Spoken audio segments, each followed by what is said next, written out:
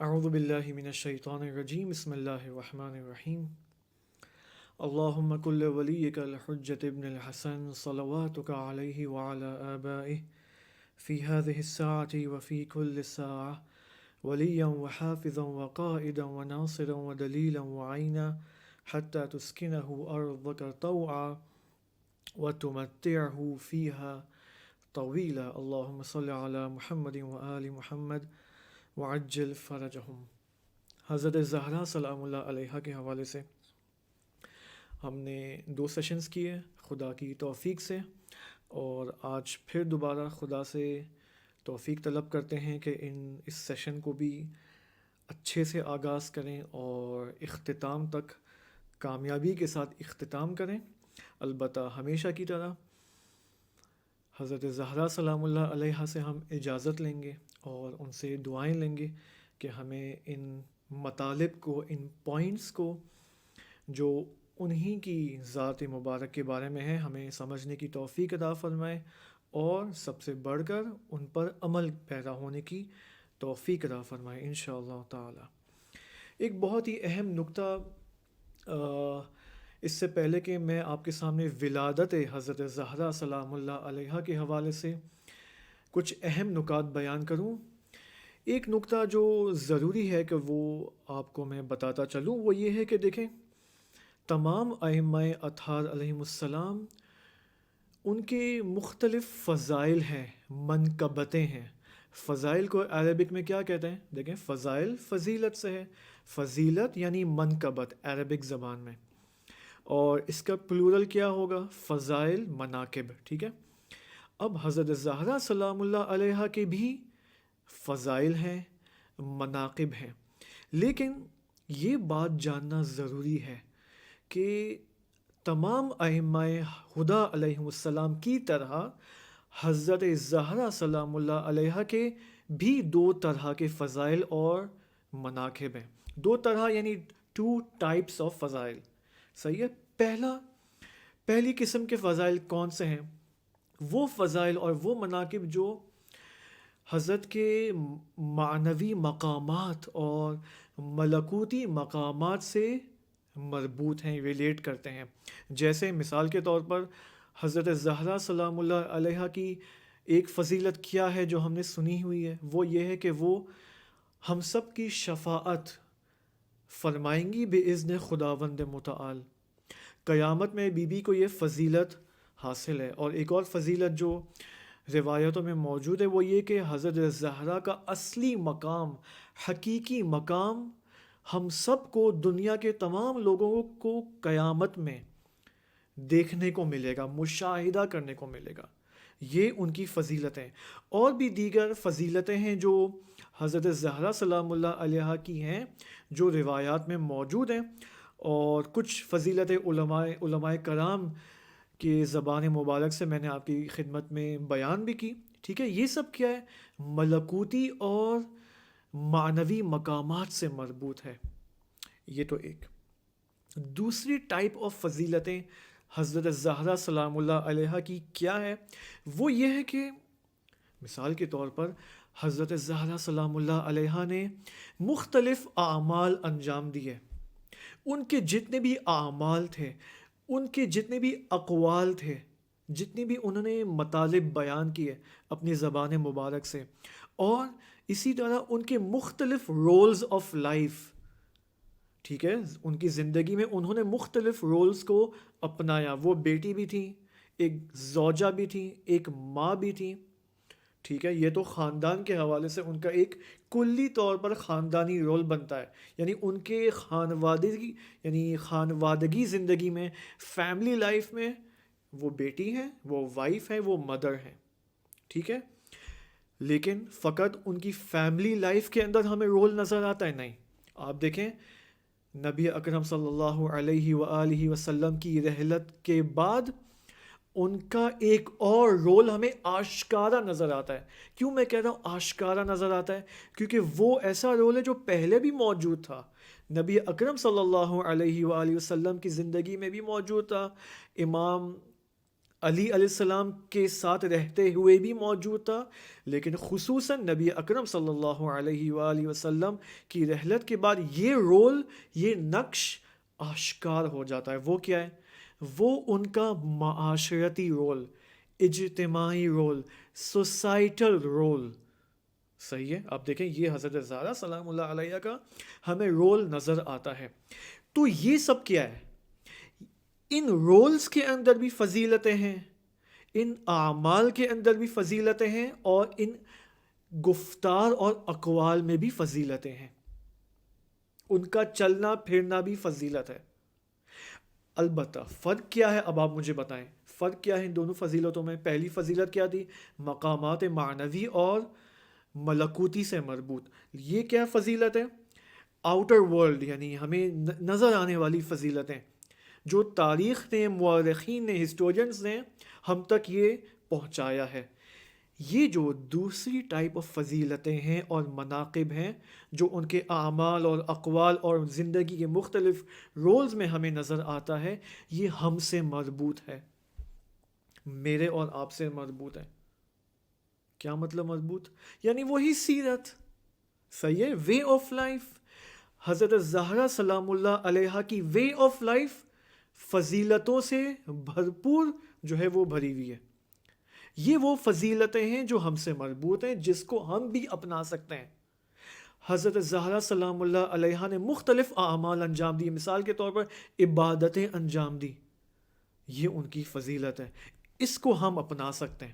البتہ ظاہر سی بات ہے، ہم حضرت زہرا سلام اللہ علیہ کی طرح اس لیول پر جا کر ہم عبادت نہیں کر سکتے، لیکن اس کو اپنانے کی کوشش کر سکتے ہیں، یہ پاسبل ہے ہمارے لیے۔ بعض لوگ کیا مس کانسیپشن کریٹ کرتے ہیں جب ان کو مستحبات سے اور اعمال سے اور سیرت سے اور وے آف لائف کو اپنانے سے جب ان کو فرار کرنا ہوتا ہے، تو وہ کیا ایکسکیوز پیش کرتے ہیں کہ وہ کہاں، ہم کہاں۔ صحیح ہے، ایسے ہی ہے نا، آپ نے بھی سنا ہوگا، ٹھیک ہے۔ جب یہ جملہ کہا جاتا ہے نا، وہ کہاں ہم کہاں، اس کا مطلب ان کی سیرت اپنانا پاسبل نہیں ہے۔ یہ ہے وہ پیغام جو یہ افراد دینا چاہتے ہیں مجھے اور آپ کو، جبکہ نہیں، قرآن مجید نے صاف کہہ دیا ہے کہ رسول خدا ہمارے لیے اسوۃ حسنہ ہے۔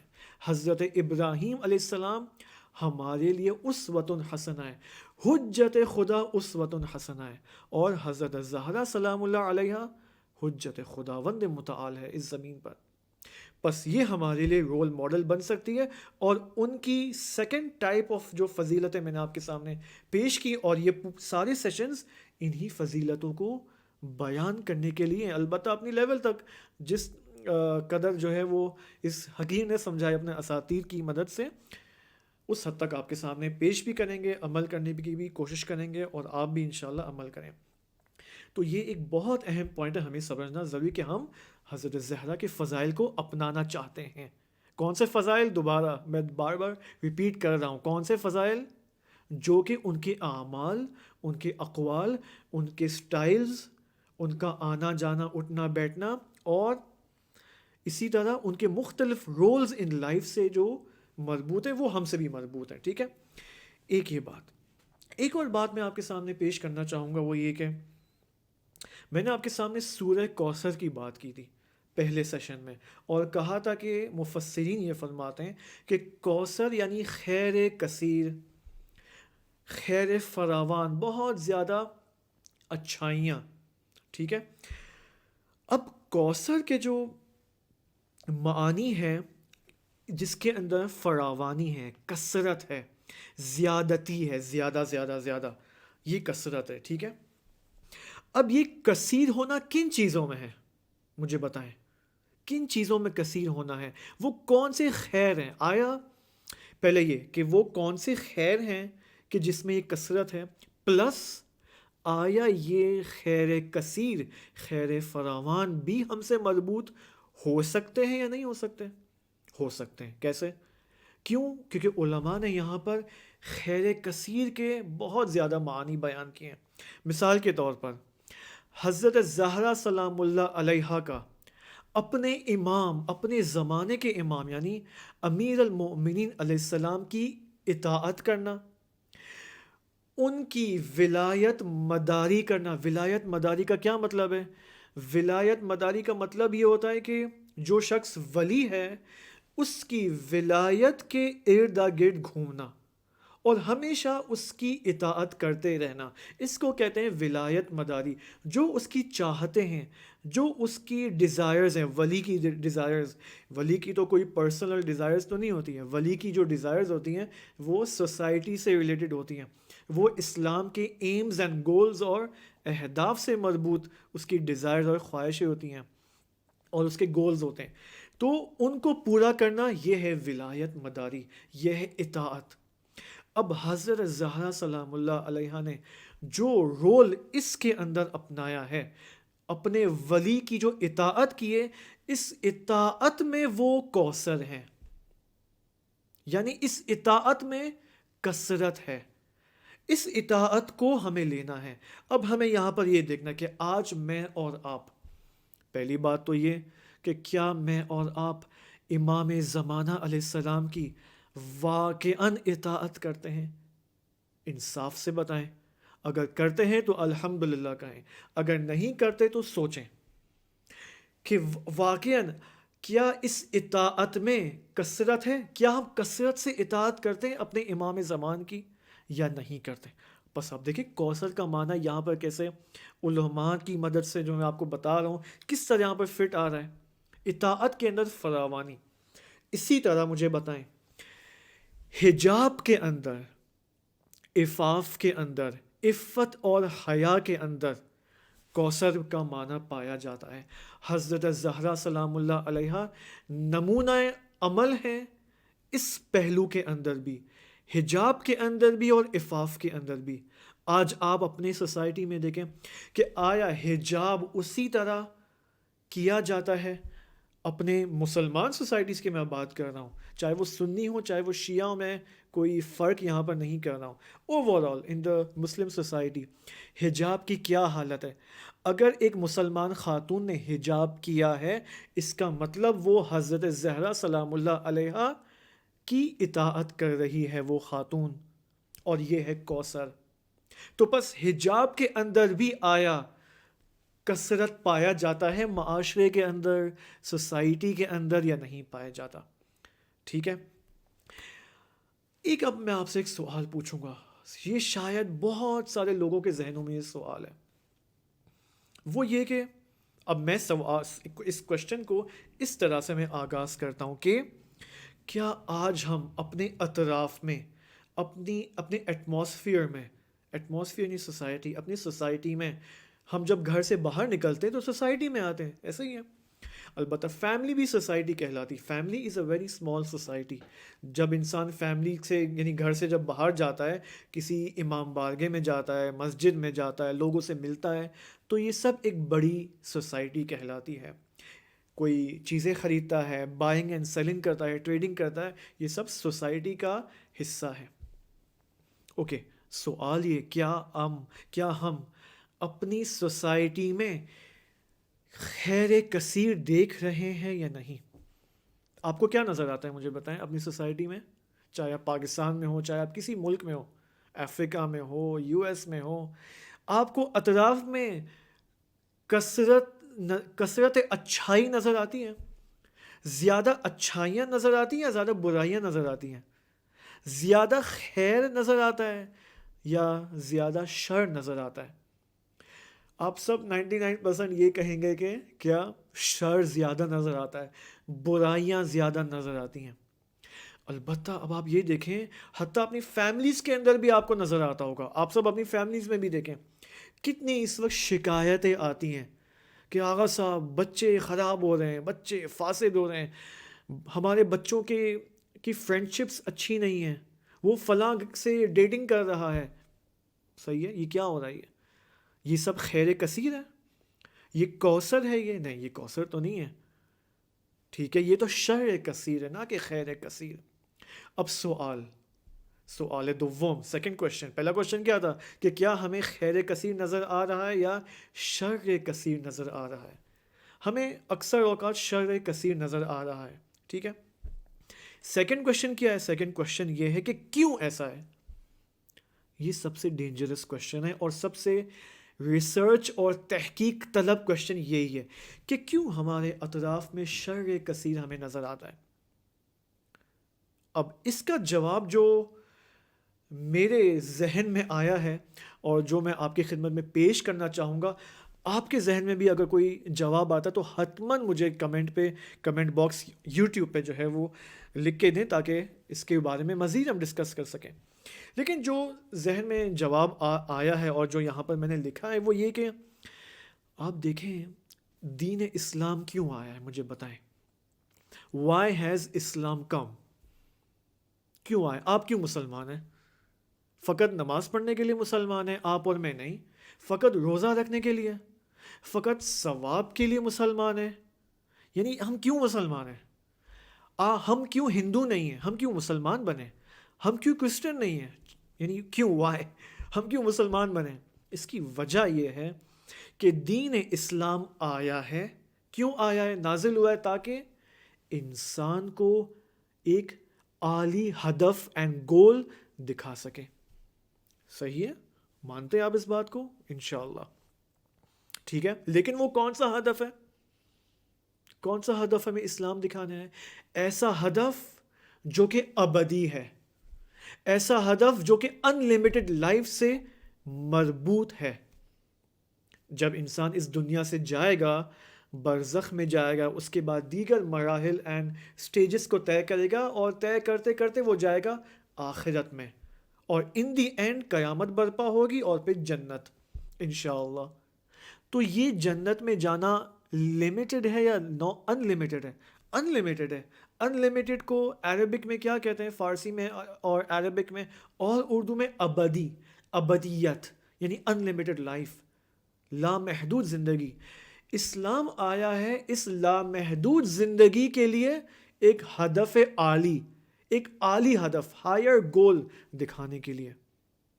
اگر میں نے اور آپ نے اس گول کو اچیو کر لیا تو اس ابدی زندگی میں اور آپ سکون کی سانس لے سکتے ہیں. اور اگر اس گول کو اچیو نہیں کیا تو ممکن ہے خدا نخواستہ جہنم جانا پڑے، ممکن ہے خدا نخواستہ روز قیامت حضرت زہرا سلام اللہ علیہا کے سامنے شرمندہ ہونا پڑے. ٹھیک ہے، حضرت زہرا سلام اللہ علیہا کیا کہیں گی؟ وہ تو یہی کہیں گی کہ میں نے اتنی زحمتیں کی ہیں تمہارے لیے تاکہ تمہیں ایک عالی ہدف پہنچا سکوں، تاکہ یہ دین سالم اور بغیر ڈسٹورشن کے تمہاری نسلوں تک پہنچ سکے. میں نے یہ زحمت کی ہے، میں نے یہ شہادت دی ہے. تو ہم یہاں پر کیا کر رہے ہیں؟ مجھے بتائیں، کیا ہم نے اس ہدف عالی کو پہچانا ہے یا نہیں پہچانا ہے؟ میں آپ سے فرینکلی بات کر رہا ہوں، مجھے کوئی پرابلم نہیں ہے، میں تو یہاں کیمرہ کے سامنے بیٹھا ہوں، مجھے آپ سے ڈر نہیں لگتا.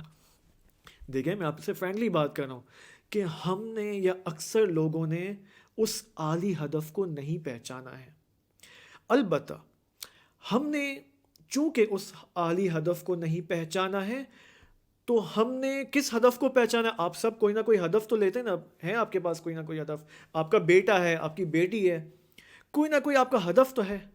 آپ اگر 25 ایئرس کے آف اولڈ میری بات کو سن رہے ہیں تو آپ کا کوئی نہ کوئی ہدف تو ہے. کیا ہدف ہے آپ کا لائف میں؟ اکثر لوگوں کا ہدف دنیا ہے، اور یہ ذہن میں سب سمجھ رہے ہیں کہ آخرت میں کوئی پرابلم نہیں ہوگی، بس دنیا میں ہم اچھی پڑھائی کر لیں، یونیورسٹی سے PhD کی ڈگری لے لیں، MBA BBA پاس ہو جائیں. اور آج کل جو پتہ نہیں عجیب و غریب قسم کی ڈگریز آئی ہیں یونیورسٹیز کے اندر، اور آرٹیفیشل انٹیلیجنس کا کورس کر لیں اور کسی کمپیوٹر کمپنی میں کام کر لیں، شادی کر لیں، بچے پیدا ہو جائیں گے، پھر ان کی شادیاں ہوں گی. الحمدللہ اب ہم سکون سے قبر میں جا سکتے ہیں اور برزخ میں وارد ہو سکتے ہیں اور منکر و نکیر کے تمام سوالات کے آرام سے جواب دے سکتے ہیں. یہی ہے. اور اگر جواب نہیں دے پائیں کوئی ٹینشن نہیں ہے، امیر المؤمنین علی علیہ السلام ہماری شفاعت کریں گے، نو ٹینشن. ایسا ہی ہے. کیا ہم ایسے نہیں سوچتے؟ کیا ہم سب کانشیسلی ایسے نہیں سوچ رہے؟ مجھے بتائیں، آپ ایسے ہی سوچ رہے ہیں. کیوں؟ کیونکہ ہمارے اعمال بتاتے ہیں کہ ہمارا ہدف کیا ہے. ہمارا ہدف دنیا ہے، آخرت نہیں ہے.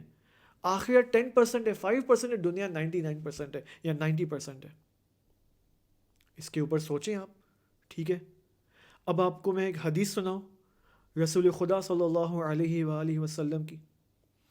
وہ کمپیریزن کر رہے ہیں دنیا اور آخرت کی. وہ حدیث اس طرح سے بہت ہی خوبصورت، بہت ہی اثر کرنے والی حدیث ہے یہ.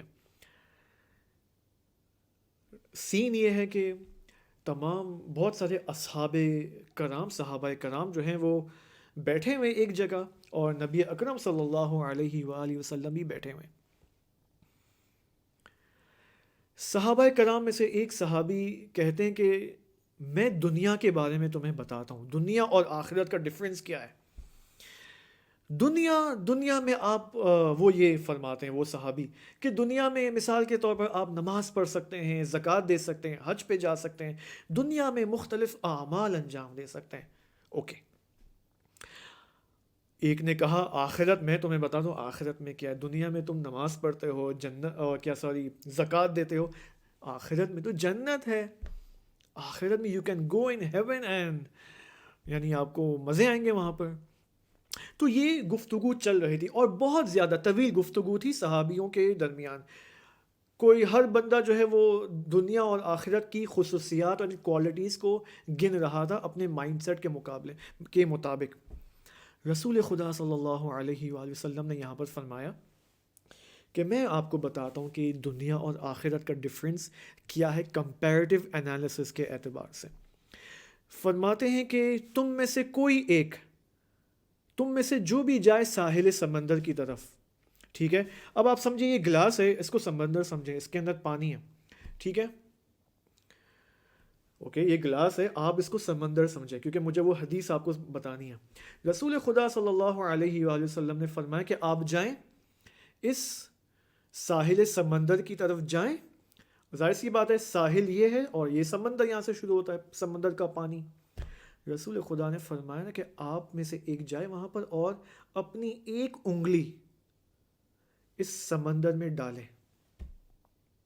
اوکے، سمندر میں ڈالے اور پھر اس کو نکالے. جب نکالنے کے بعد جو اس میں بچ جاتا ہے نا وہ دنیا ہے اور یہ سمندر آخرت ہے. اوکے، صحیح ہے؟ شاکڈ؟ تعجب تو نہیں کر رہے آپ؟ دیکھیں یہ رسول خدا صلی اللہ علیہ وآلہ وسلم نے فرمایا کہ یہ جو پانی بچ جاتا ہے اس انگلی کے اوپر، سمندر میں پانی، بھائی سمندر میں انگلی ڈالی تھی، سمندر لامحدود. اوکے، ظاہراً تو لامحدود ہمیں نظر آتا ہے لیکن اس کی کوئی نہ کوئی حد تو ہے. اوکے، لیکن ہمیں جو نظر آتا ہے وہ لامحدود ہے. اس لامحدود سمندر میں انگلی ڈالنا اور پھر نکالنا، جو پانی کی نم بچ جاتی ہے، یہ دنیا ہے. اب آپ مجھے بتائیں ہم کس دنیا کے پیچھے پڑے ہوئے ہیں؟ اس اعتبار سے ہمیں کیا کرنا چاہیے؟ خوب، بہت ہو گیا دنیا اور آخرت کے بارے میں. اب مجھے آنا ہے اپنے اصل موضوع کی طرف، جو کہ البتہ یہ بھی اصل تھا. ہمیں اصلی چیز یہی سیکھنی ہے حضرت زہرا سلام اللہ علیہ سے، ان کی سیرت سے، کہ دنیا کے ذریعے اپنی آخرت بناؤ. الدنیا مزرعۃ الآخرہ، یہ امام علی علیہ السلام کی ظاہراً حدیث ہے. اس حدیث کا مطلب یہ نہیں ہے کہ دنیا میں کچھ نہیں کرنا ہے، چلے جائیں مسجدوں میں عبادتیں کرنا شروع ہو جائیں. نہیں، یہ نہیں ہے. دنیا کو آباد کریں گے تو آخرت آباد ہوگی. دنیا کو آباد کرنے کا ہدف ہماری اپنی پرسنل ڈیزائرز نہیں ہونی چاہیے. البتہ پرسنل ڈیزائر سے مراد یہ نہیں ہے کہ بالکل نہیں ہونا چاہیے. پرسنل ڈیزائر سے مراد وہ پرسنل ڈیزائرز جو دین نے آپ کے وجود کو دیکھ کر آپ کے لیے سیٹ کی ہے، وہ ڈیزائرز ہماری اصلی ڈیزائرز ہیں. میری اصلی ڈیزائر کیا ہے؟ پیٹ بھرنا، 2-3 برگر اٹھا کے کھانا، پیزا ہٹ سے کھانا منگوا کے کھانا، یہ میری پرسنل ڈیزائر ہے. نہیں، یہ میری پرسنل ڈیزائر دین نے سیٹ نہیں کی ہے. دین نے ہماری پرسنل ڈیزائرز کچھ اور کی ہیں. وہ کیا ہے؟ البتہ اس کے لیے ایک الگ ٹاپک ہے، وہ میں انشاءاللہ کبھی بعد میں آپ کی خدمت میں پیش کروں گا. اگر آپ کو کوئی اور لیکچر سننے اسی سے مربوط، وہ بھی میں آپ کو بعد میں بتا سکتا ہوں. پس خداوند متعال نے، نتیجہ لیتے ہیں ابھی تک کی بحث کا، کہ خداوند متعال نے حضرت زہرا سلام اللہ علیہا کے ذریعے، اور البتہ میں یوں کہوں تو بہتر ہے کہ نبی اکرم صلی اللہ علیہ وآلہ وسلم کے وجود مبارک کے ذریعے اس خیر کثیر، اس کوثر کو ہم مسلمانوں کے لیے جو ہے وہ پیش کیا ہے، تاکہ ہم آئیں اس کوثر کی خدمت میں، یعنی ہستی مبارک حضرت زہرا سلام اللہ علیہا کی خدمت میں آئیں اور ان سے یہ ہدایت لیں تاکہ سعادت ابدی تک پہنچ سکیں، اس ان لمیٹڈ لائف کے ریئل گول تک پہنچ سکیں۔ جو شخص حضرت زہرا سلام اللہ علیہا سے ہدایت لیے بغیر اس راستے کو طے کرنا چاہتے ہیں، وہ بہت ہی مشکل سے پہنچے گا۔ کیوں؟ کیونکہ حضرت زہرا سلام اللہ علیہا باقی ائمہ کی طرح ہمارے اوپر حجت ہیں، بس حجت خدا جو خود خداوند نے متعال ہیں ہمارے لیے سیٹ کی ہیں، تعین اور معین کیا ہے، ان کے بغیر ہم یہ راستہ طے نہیں کر سکتے۔ ٹھیک ہے، اب حجت خدا کون ہے؟ انبیاء علیہ السلام، ائمہ اطہار علیہ السلام، اور ہمارے امام زمانہ علیہ السلام کے نمائندے جو کہ مجتہدین کرام اور علماء کرام ہیں اس سرزمین پر، یہ سب حجت خدا ہیں۔ خوب، اب ہمارے پاس 5 منٹس ہیں، میں بس آپ کو ایک ابتدائی نقطہ بتا دوں ولادت کے، البتہ کل زندگی کے حوالے سے، اور پھر ہم کل سے انشاءاللہ ولادت حضرت زہرا سلام اللہ علیہا کے بارے میں ڈیٹیل میں کچھ پوائنٹس آپ کی خدمت میں پیش کریں گے۔ معروف جو ہسٹورینز ہیں وہ یہ فرماتے ہیں کہ، یعنی شیعوں کے اندر، البتہ جو شیعہ ہسٹورینز ہیں وہ یہ فرماتے ہیں کہ حضرت زہرا سلام اللہ علیہا کی زندگی اور ایک جو ایج تھی وہ 18 سال کی تھی، یہ معروف ہے، البتہ اس کے بارے میں ہم دیکھتے ہیں، بعد میں بات کریں گے۔ اب اس 18 سال کی زندگی میں، 18 سال کے اندر بہت کچھ ہے، 18 سال کے اندر خزانہ ہے سیرت کا، وے آف لائف کا۔ انہی 18 سال میں اور آپ اگر غور و فکر کریں، صحیح سے مطالعہ کریں، صحیح اینک سے اس زندگی کو دیکھیں، تو ہماری ساری مشکلات حل ہو سکتی ہیں، وتھ گارنٹی۔ میں آپ کے سامنے یہ بات کر رہا ہوں، وتھ گارنٹی۔ اب اس 18 سال کی زندگی کو ہم کیا کرنے والے ہیں؟ 3 حصوں میں ڈیوائیڈ کریں گے، یہ بہت امپورٹنٹ ہے، آپ اس سٹرکچر کے ساتھ چلیں، ٹھیک ہے؟ اس 18 سال کی عظیم اور بابرکت زندگی کو ہم 3 حصوں میں ڈیوائیڈ کریں گے۔ ایک، سب سے پہلا سٹیج، حضرت فاطمہ زہرا سلام اللہ علیہا کا بچپنے کا دور، اوکے، یہ پہلا دور ہے۔ اس زندگی کا دوسرا دور اور دوسرا زمانہ کیا ہے؟ حضرت زہرا سلام اللہ علیہا کی خانوادگی اور فیملی لائف، جو کہ امیر المؤمنین علیہ السلام کے ساتھ انہوں نے گزاری، اور جس میں انہوں نے اپنے بچوں کی تربیت کی، یہ دوسرا دور۔ تیسرا دور جو حضرت زہرا سلام اللہ علیہا کی زندگی سے مربوط ہے، وہ ہے نبی اکرم صلی اللہ علیہ وآلہ وسلم کی رحلت کے بعد، جو کہ یا تو 75 ڈیز کا دور ہے یا 95 ڈیز کا دور ہے، جو اختلاف علماء میں پایا جاتا ہے، یا 75 ڈیز حضرت زندہ رہیں یا 95 ڈیز کے، اس کے بارے میں انشاءاللہ بات کریں گے۔ اب ہم انشاءاللہ کچھ سیشنز ہم کریں گے اس دور اول، یعنی حضرت زہرا کا بچپنا۔ ابھی آپ 10 سے 12 سیشنز جو ہے وہ کیا نام ہے، 10 سے 12 تو میں نہیں کہوں گا، 5 to 6 سیشنز لے لیں آپ، اسی دور کے بارے میں، بچپنے کے دور کے حوالے سے ہم بات کریں گے، اور پھر ہم سیکنڈ دور میں جائیں گے۔ اب دور اول یعنی بچپنے کا دور، اس میں حضرت زہرا سلام اللہ علیہا کی ولادت باسعادت جو ہے، اب مجھے بتائیں کون ہے ان کے بابا اور کون ہے ان کی والدہ؟ حضرت زہرا سلام اللہ علیہا کے والد گرامی خود نبی اکرم صلی اللہ علیہ وآلہ وسلم ہے، اور ان کی والدہ عظیمہ کون ہے؟ حضرت خدیجہ سلام اللہ علیہا۔ اب آپ دیکھیں، باپ بھی صالح، ماں بھی صالحہ، جب باپ صالح ہو، ماں صالحہ ہو، تو نتیجے میں جو اولاد متولد ہوتی ہے وہ بھی صالح یا صالحہ ہوتی ہے۔ صحیح ہے؟ دیکھیں، یہ ایک تربیتی نقطہ ہے، یہ ایک تربیتی قانون ہے جو چاہتے ہیں کہ وہ اپنے بچوں کو ان کی بچوں کی کامیابی دیکھنا چاہتے ہیں دنیا اور آخرت میں، اس کے لیے انہیں شادی سے پہلے پلاننگ کرنی ہوگی. صحیح ہے. شادی سے پہلے اگر ہسبینڈ یا لڑکا صالح ہو اور شادی سے پہلے اس ہسبینڈ کی وائف ہونے والی وائف صالحہ ہو، تب نتیجے میں کیا ہوگا؟ بچہ بھی صالح یا صالحہ متولد ہوگا. یہ تربیتی قانون ہے. اب اگر ایسا نہ ہو، ایک صالح ہو اور ایک صالح نہ ہو، تب بھی تربیت اچھی ہو سکتی ہے، لیکن اس کے لیے پھر تھوڑی محنت زیادہ ہے.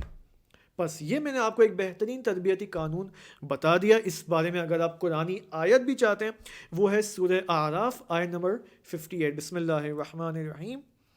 والبلد الطیب یخرج نباته بإذن ربه والذی خبث لا یخرج الا نکدا.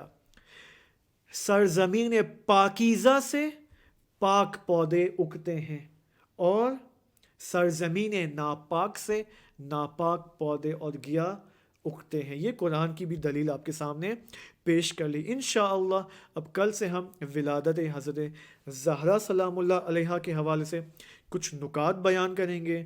پھر ہم یہ دیکھیں گے کہ حضرت زہرا کا نام کیسے رکھا گیا، ان کے مختلف نام کے مختلف میننگز کیا ہیں. بہت ہی امپورٹنٹ مباحث اینڈ ٹاپکس ہیں. انشاءاللہ آپ کی دعاؤں سے اس کو کنٹینیو کریں گے. والسلام علیکم ورحمۃ اللہ وبرکاتہ.